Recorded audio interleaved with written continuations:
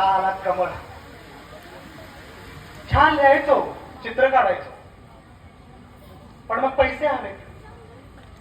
स्थिरता म्हणून बँकेत बीकॉम पर्यंत एवढा शिकलो, एवढं वाचलं, पण मग पुढे काय? तर लेक्चर भरा, परिपत्रके लिहा. जेवढा राहिलो आधी तेवढाच कोरडा होत गेलो. नंतर एक थेंब सुद्धा उरला नाही ओढाव्याचा, दाखवायला सुद्धा. एका रेषेत उभे राहा, एका रेषेत लिहा, एका दमात पदवी मिळवा, एका वर्षात कायम व्हा, एका इच्छेसाठी लग्न करा आणि ती दुहेरी करण्यासाठी मुलं जन्माला घाला. एक एक करून अनेक गोष्टी करा आणि मग एकदाचे मारा. म्हणजे एकाकडनं एकीकडे एकटं जायचं, एकटं यायचं आणि मध्ये